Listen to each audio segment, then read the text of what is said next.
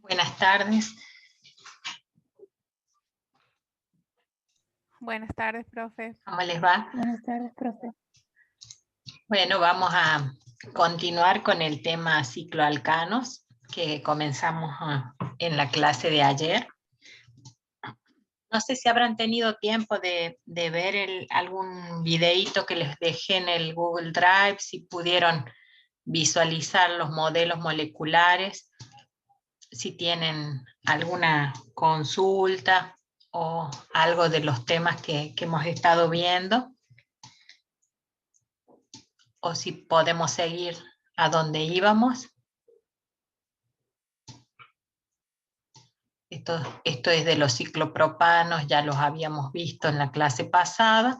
Acá en esta ecuación muestra que la tensión del ciclo está formada por dos componentes. Un componente que es la tensión de los ángulos y otro componente que es la tensión de torsión, que viene de las conformaciones eclipsadas o de la oposición de enlaces que surge al formarse este ciclo. Para el caso del ciclo propano, los dos componentes son muy altos. Entonces este ciclo es altamente tensionado. Para darles alguna idea de qué quiere decir tensión del ciclo, imagínense que ustedes están almacenando energía química al cerrar este triángulo. Es como si fuese energía potencial en un resorte. Mientras ustedes oprimen un resorte, lo comprimen, ustedes van a estar acumulando energía en ese resorte, que en el momento que se libere, genera trabajo, por ejemplo, genera algún tipo de movimiento o puede hacer andar una máquina, por ejemplo. Acá, al cerrarse el ciclo propano, guardando esa energía, de alguna forma está acumulándose energía química. Es una forma de energía potencial que se acumula en este compuesto químico. El ciclo propano es el más tensionado. Ahora, cuando pasamos al ciclo butano, también vemos que tiene alta tensión, un poquito menos que el caso anterior, pero sigue siendo un ciclo altamente tensionado.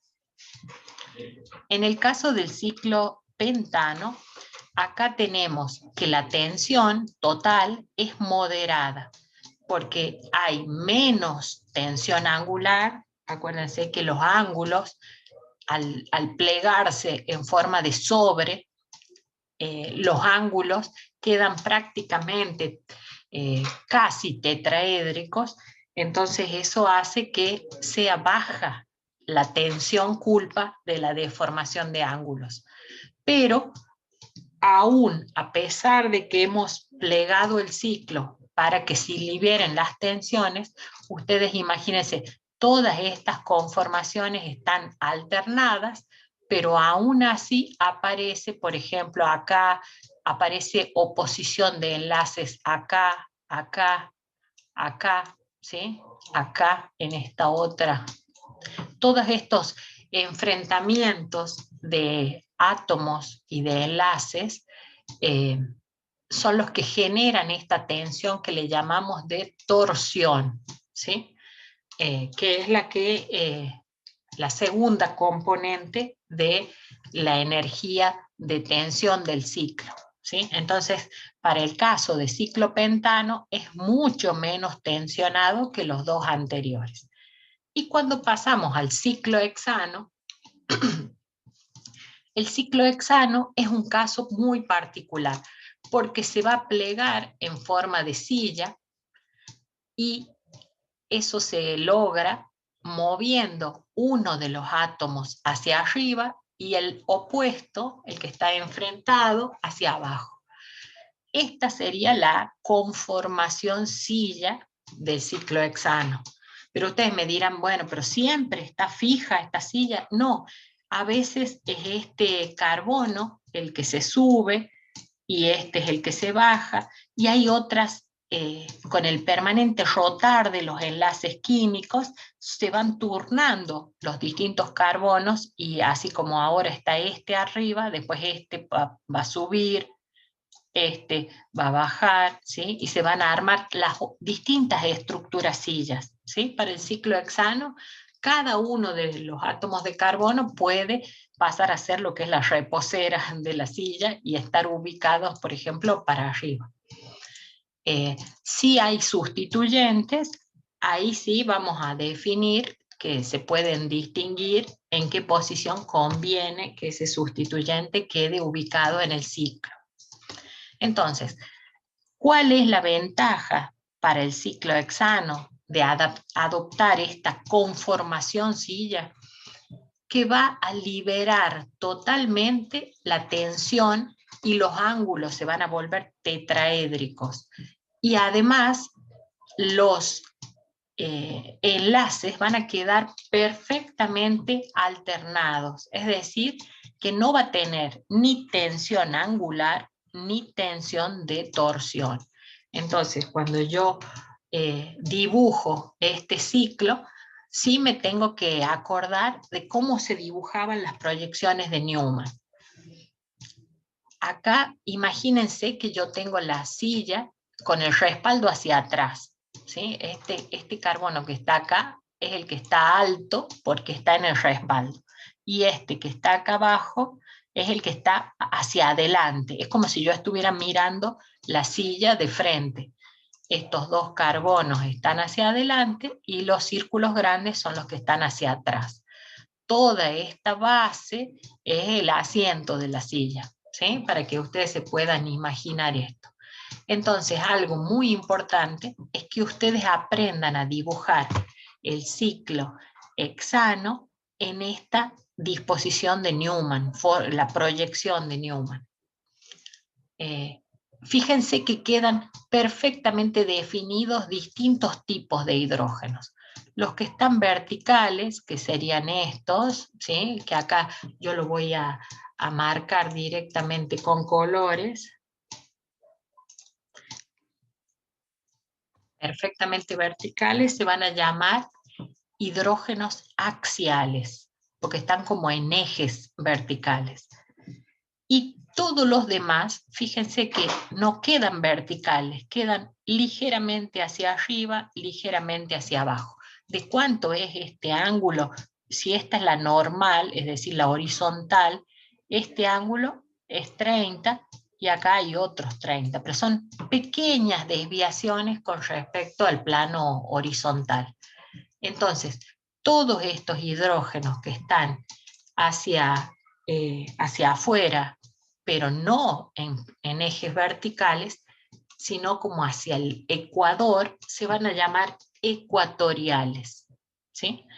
¿Pueden ver la diferencia entre los hidrógenos axiales y los hidrógenos ecuatoriales? Son muy fáciles de ver. Si yo me tengo que fijar en los axiales, ¿cuántas patas le veo a esta silla? Y yo le veo solamente 1, 2, 3 patas a la silla, ¿sí? Acuérdense que esta silla no tiene 4 patas, sino que tiene 3. Y tengo otros 3 hidrógenos axiales hacia arriba. ¿Está bien? ¿Sí? ¿Lo pueden visualizar? Esta silla es la que les mencioné, que está libre de tensión.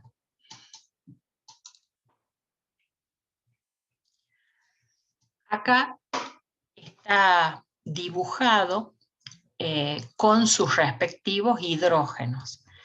Esta silla con sus respectivos hidrógenos tienen que aprender a dibujarla. Y en el parcial seguro que va a haber un ejercicio donde ustedes tengan que dibujar una estructura, una conformación silla. Por eso es que les quiero explicar bien cómo la vamos a dibujar. Por ahora lo dejo para un poquito más adelante. Ahora les cuento que esta silla va a estar en equilibrio con otra silla. Es decir, si a esta silla inicial yo cambio el carbono que está hacia arriba lo bajo y a este lo subo, voy a llevar a la silla opuesta, ¿sí? Pero ¿cómo ocurre eso químicamente?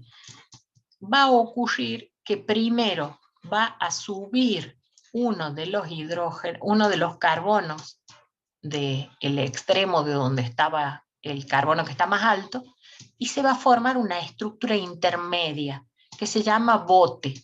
Se llama bote porque, bueno, tiene esa forma. Acá en el libro, hay un libro de química orgánica que pone estos dibujitos así, que son muy cómicos y fáciles de identificar, que es el mismo libro donde estaban los enlaces banana del ciclo propano. Hacen todos estos esquemitas para que uno se pueda imaginar de dónde salen estos nombres. Entonces, para este ciclo hexano, la silla 1 tiene exactamente la misma energía que la silla 2, porque son todos los sustituyentes como hidrógenos. Lo que sí se ve es que el bote tiene mayor energía. ¿A qué se debe la energía esta del bote? A esta oposición de estos hidrógenos. Esto que se encuentran más cerca produce una repulsión. Y también vamos a ver que estos, fíjense que están como eclipsados, acá también están eclipsados, y todo esto es lo que genera esta diferencia de energía que tiene el bote con respecto a las sillas. Cuando van al libro van a ver que aparecen todas, una silla distorsionada, un bote torcido, aparecen un montón de otras estructuras intermedias. A mí lo que me importa es que ustedes sepan que una silla 1 pasa a la silla 2 a través de un bote y que estos procesos de interconversión ocurren solamente por enlaces que van a rotar, ¿sí? Yo no estoy cortando los enlaces de los ciclos para pasar de una silla a otra. Entonces son conformaciones del ciclo. Se mueve el enlace, da la libre rotación y yo paso de la silla 1 a la silla 2. ¿Se entiende?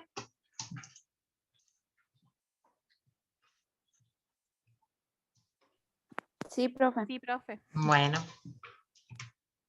Cualquier duda me interrumpen, por favor.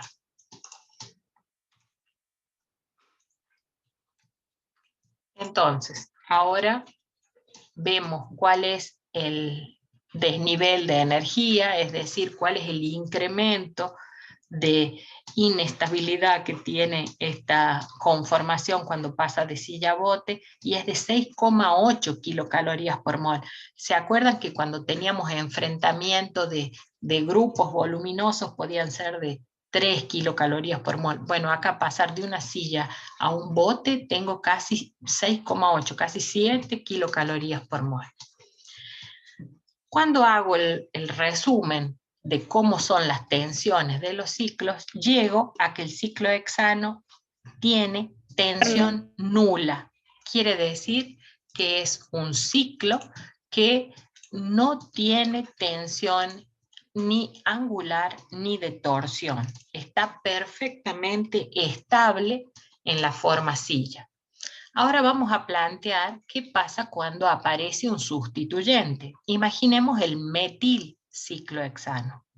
Ese metilo puede ocupar posiciones axiales, como en el dibujo de la izquierda, o posiciones ecuatoriales. Para poder decir cuál de las dos sillas es más estable, vamos a dibujar las proyecciones de Newman. Para eso sirven las proyecciones de Newman, para que yo busque interacciones que puedan conducir a un incremento de energía. Si yo lo pongo al metilo axial, fíjense que cuando yo comparo cuál es la ubicación de este metilo con el grupo más voluminoso del carbono de atrás, el carbono de atrás que tiene un hidrógeno, otro hidrógeno y otro carbono del ciclo.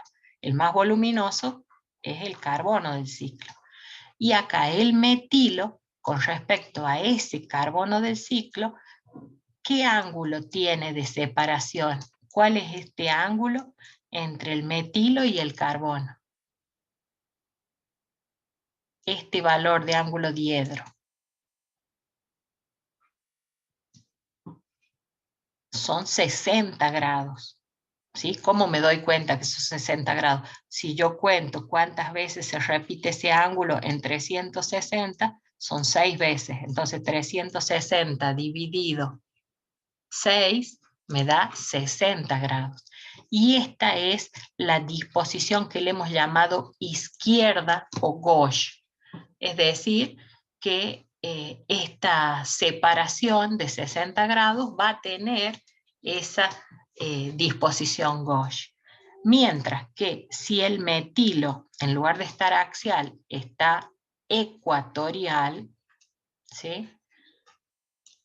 Fíjense cómo es la separación con el grupo más voluminoso del carbono de atrás. 180 grados de separación. Es como que están en anti, lo más lejos posible. Esta disposición es mucho más favorable que la del metilo axial. Entonces, si yo tengo que pensar cuál de estas dos sillas va a ser más estable, va a ser más estable la que tenga el sustituyente voluminoso ecuatorial. Entonces, si yo tengo que dibujar un gráfico en los niveles de energía, ¿cuál va a estar más alto y cuál va a estar más bajo? ¿Qué silla va a estar más alta en energía en función? El metilo axial. Esa va a estar más alta. Y la que tiene el metilo ecuatorial va a estar acá. Y si estas especies, y acá lo hacemos al bote, y esto viene acá. Entonces, si estas dos sillas están en equilibrio y esta es mucho más estable, este equilibrio va a tener una mayor proporción de la silla con el metilo ecuatorial y una menor proporción del metilo axial. Si yo hago estrictamente el cálculo de cuánto es esta energía de diferencia entre las dos sillas, yo voy a sacar ahí que esta diferencia en energías está relacionada a la constante del equilibrio. Cuanto mayor sea la constante, perdón, cuanto mayor sea la energía, va a ser más grande esta constante de equilibrio. Ustedes se acuerdan que delta G es nRT, logaritmo de K. ¿Sí? Entonces, no sé si lo estoy haciendo el esfuerzo de escribir acá y capaz que lo tengo en la lámina siguiente. Perdón, voy a fijarme. Escribo mejor con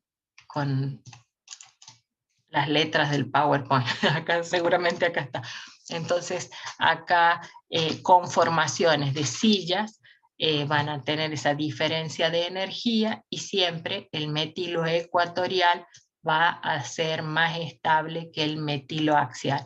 Y como se trata de un equilibrio, no la tengo en la ecuación, pero como se trata de un equilibrio, esta conformación silla con el metilo ecuatorial va a tener una mayor proporción en ese equilibrio. Supónganse 80 frente al 20. Pero algo que les voy a insistir para que se les grabe, que cuando dos sillas están en equilibrio y se interconvierten por rotación de enlaces químicos, son dos conformaciones, ¿sí? Ahora, cuando aparecen dos sustituyentes, acá la situación cambia, porque en cuanto aparecen los sustituyentes, por ejemplo, si yo tengo el 1,4, donde uno de los metilos es axial, sería el que está en eje vertical, es axial, y este que está en posición 4, acá lo cuento, 1, 2, 3, 4, está en posición ecuatorial. Entonces, esta silla se llama 1,4 Y en lugar de decir axial ecuatorial, me voy a fijar si los dos metilos quedaron del mismo lado o de caras contrarias con respecto al plano que contiene el ciclo, ¿sí? Todos los ciclos, como habíamos visto, definen como un plano y tenemos que ver para qué lado apuntan los sustituyentes. Este está para arriba, claramente. Este está menos vertical, pero también está hacia arriba. Entonces, si los dos apuntan hacia arriba, este es el isómero cis, ¿sí? Que lo habíamos visto también con los ciclos propanos. Bueno, los ciclos hexanos también tienen isómeros geométricos. Cuando un isómero cis rota sus enlaces y se interconvierte en la otra silla a través del bote, todo lo que es axial pasa a ser ecuatorial y todo lo que es ecuatorial pasa a ser axial. Siempre se va a dar esa inversión perfecta de cada una de las posiciones. Pero fíjense, acá el ciclo lo tengo así horizontal, este apunta hacia arriba y este también apunta hacia arriba. Quiere decir que este compuesto sigue siendo el isómero cis. Entonces, eso es muy claro, porque cis es una configuración. Y acá yo lo único que hice fue rotar enlaces y pasar de una conformación a otra. Para poder pasar de cis a trans, yo tendría que romper los enlaces, hacer un giro y recién volver a unir el enlace, y de esa forma pasaría de una configuración cis a una configuración trans. Entonces, ¿está clara la diferencia? Conformación se interconvierten por rotación de enlaces simples, pero el cis va a seguir siempre siendo cis por más de que yo lo mueva al ciclo y que pase a la otra silla y que sea este el que pase a ser el respaldo de la silla. Cis va a seguir siendo siempre cis. Y para pasar a trans, yo la tengo que romper a la molécula, cortar un enlace y recién ahí va a pasar a ser trans. ¿Se entiende? Lo que en una silla es axial, en la otra silla puede ser ecuatorial, va a ser ecuatorial. Pero acá vemos cómo en esta silla este carbono estaba hacia abajo, este carbono estaba hacia arriba, y cuando roten los enlaces se van a dar la interconversión, ¿sí? Cuando este primero se va a subir para formar el bote y después este se va a bajar, va a quedar de esta forma, ¿sí? ¿Se entiende? Si en esta estructura de Newman yo hubiese querido dibujar 1, 2, trans, ¿sí? Un 1, 2 dimetil trans, y yo hubiese puesto, supónganse, el metilo acá. ¿Qué posición es? Quiero que me contesten. ¿Qué posición es? ¿Axial o ecuatorial? Es ecuatorial, profe. Ecuatorial. Y para que sea trans, ¿dónde lo tengo que dibujar? 1, 2 sería este el de adelante, el 2 va a ser el de atrás. ¿Dónde tengo que dibujar el próximo metilo en el carbono de atrás para que me quede trans? Este está apuntando. Arriba.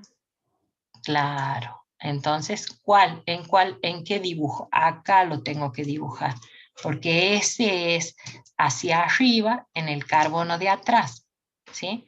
Fíjense, ecuatorial sería el 1, 2 trans. ¿Se entiende? Sí, profe. Bueno, ahora, otra pregunta. 1, 3, cis. ¿Dónde los dibujo?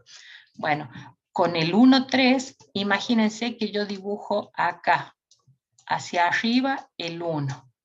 ¿Dónde va a estar el 3? Este es 1, este es 2 y el carbono de atrás es el 3. Si es cis, ¿en qué posición lo tengo que dibujar? ¿Axial El 3 o arriba, profe. ecuatorial? Arriba, acá. Entonces este va a ser Axial. axial, axial. ¿Sí? ¿Cómo me doy cuenta que este era axial? Porque es vertical. Y este también es vertical. ¿Sí? Entonces, esa es la forma en la que yo voy a ir a representar todos los isómeros geométricos que surgen cuando aparecen dos sustituyentes. ¿Sí? Los isómeros no se van, los isómeros geométricos cis o trans, no se van a interconvertir por rotación de los enlaces. Es decir, por más de que yo mueva la silla y la pase de un lado para el otro, rote un carbono o el otro, lo que es cis va a seguir siendo cis, lo que es trans va a seguir siendo trans. Lo que sí va a cambiar es de axial a ecuatorial, ¿sí? Cuando paso de una silla a la otra, hay una interconversión perfecta. Todo lo axial pasa a ser ecuatorial y viceversa.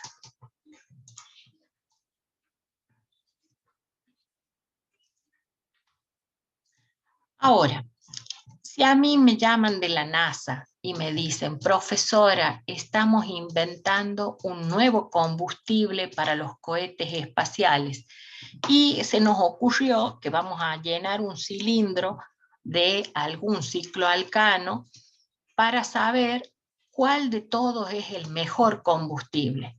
Bueno, entonces yo tengo que pensar cómo es la reacción de combustión de un cicloalcano. ¿Se acuerdan cómo era la combustión de un alcano? Todo lo que se quemaba del alcano se transformaba en dióxido de carbono y agua. El alcano tenía carbono N, aparecían N moles de dióxido de carbono. Y como acá tengo un par de hidrógenos menos por molécula porque se cerró el ciclo, van a aparecer N moles de agua. ¿Sí? El calor liberado va a depender, imagínense, no solo de los carbonos que se están quemando para pasar a dióxido de carbono, que van a liberar energía, que sería lo que pasa con la nafta, por ejemplo, sino que durante el proceso de combustión se está liberando toda la energía almacenada por la tensión del ciclo. Entonces, los cicloalcanos van a liberar además esa cantidad extra de energía como si ustedes soltaran el resorte. Y eso me va a servir para medir la tensión acumulada en cada ciclo. Cuando yo lo quemo a ese cicloalcano, por ejemplo, si yo quemo ciclopropano, libera 500 kilocalorías por mol. En el caso del ciclobutano, tiene un carbono más, entonces libera 600 kilocalorías por mol. Y así sucesivamente. Obviamente, cuanto más carbonos tiene la molécula, voy a tener que libera más energía. Pero ¿dónde se ve la cantidad de energía acumulada por el ciclo? Cuando yo lo divido a este calor en el número de carbonos que tiene, me da que cada uno de los carbonos en el ciclo de 3 libera 166. En el ciclo de 4, 164.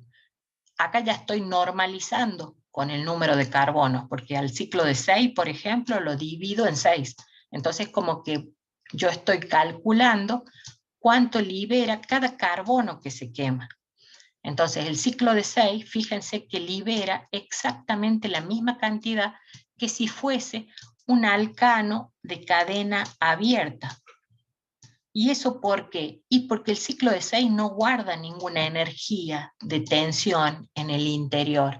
Entonces daría lo mismo que cualquier alcano de cadena abierta que se estuviera quemando. En cambio, en los ciclos más tensionados, como los de 5, de 4 y especialmente el de 3, se libera más calor que el esperado. En lugar de 157, libera casi 9 kilocalorías por mol más cada uno de los metilenos, 9,2 por metileno. Eso quiere decir que cuando yo normalice multiplicando por los 3 carbonos que tiene, la tensión del ciclopropano es de 27 kilocalorías por mol. Esta cantidad es la que está acumulada dentro del ciclopropano. Entonces, si yo tengo que elegir cuál va a ser el mejor combustible por la cantidad de carbonos que tiene, el ciclopropano tiene muchísima más energía calórica para liberar que cualquier alcano de cadena abierta o cualquier otro ciclo, ¿sí? Entonces, la respuesta sería que el ciclopropano es el mejor combustible porque no solo libera lo que libera un metileno común que se está quemando, que sería 157, sino que libera 9,2 kilocalorías por mol de metileno extras. Entonces voy a tener que su tensión es la más alta. Fíjense que el de 3 y el de 4 están muy próximos. Ya el de 5 la tensión es como el de 7, es mucho menor. Y el de 6, lo más importante es que ustedes vean que es libre de tensión. Entonces este método donde yo uso una reacción donde todos dan el mismo producto final, dióxido de carbono y agua. Esta reacción me sirve para comparar la estabilidad de los compuestos y es muy útil para medir estabilidad porque la energía liberada es muy fácil de medirlo porque yo mido, por ejemplo, en un recipiente aislado y yo puedo cerrado, aislado y voy a medir cuánto calor se libera viendo, por ejemplo, cuánto calienta el entorno. Entonces es muy fácil de medir, se mide con mucha precisión y por eso se usa para este tipo de determinaciones.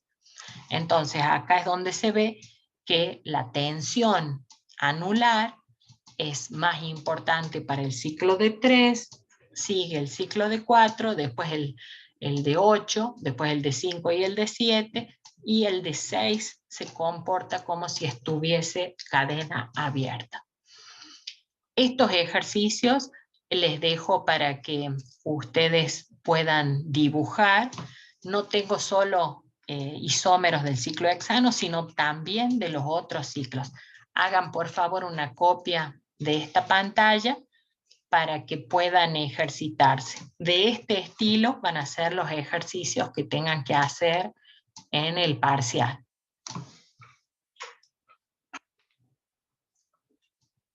¿Listo?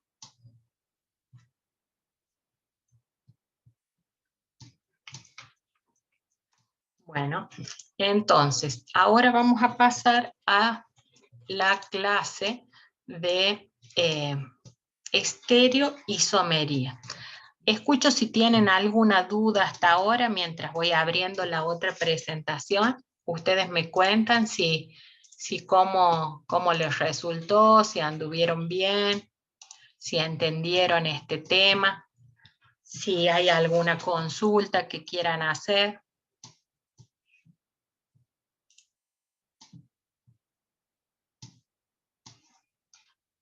No, profe, yo no tengo ninguna duda. Bueno, ahora cuando empiecen a esto, cuando uno pregunta y no hay ninguna duda, no se sabe si es porque está todo muy claro o porque está todo muy oscuro. Cuando empiecen a estudiar para el parcial, ahí se van a encontrar con ejercicios. En la guía del Google Drive hay una guía de ejercicios para que ustedes puedan ir practicando y está permanentemente abierta la consulta vamos a hacer acuérdense que el parcial sería en la semana próxima, tendríamos que definir una fecha. Yo les propondría el viernes, pero no sé si ustedes tienen otra asignatura o algo. ¿Qué les parece el viernes? Viernes 21. Yo creo que bien, no tenemos nada este día. Bueno, el último tema que entra en el parcial es estereoisomería, ¿sí? Entonces este tema que voy a dar ahora sí entra, y nos queda la clase del lunes y la del martes para algún ejercicio o consultas antes del parcial del viernes. ¿Está bien? Bueno, entonces, la estereoisomería. Este nombre que es tan raro, ¿qué quiere decir? Estereoisomería quiere decir que es o estereoquímica también es la otra forma en que se lo conoce, es la rama de la química que estudia la estructura tridimensional de las moléculas orgánicas. Cuando uno dibuja una molécula orgánica con la fórmula condensada, por ejemplo esta fórmula, bueno, uno se da cuenta que es un alcohol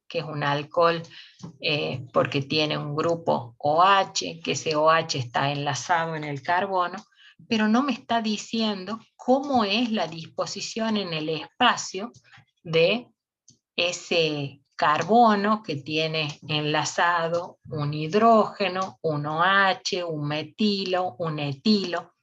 Y resulta que con esta fórmula, que parece ser tan simple, puede tener su complejidad y si yo no digo bien cuál es la disposición en el espacio de los distintos grupos que tiene esta molécula, yo podría estar dando una información incompleta, ¿sí?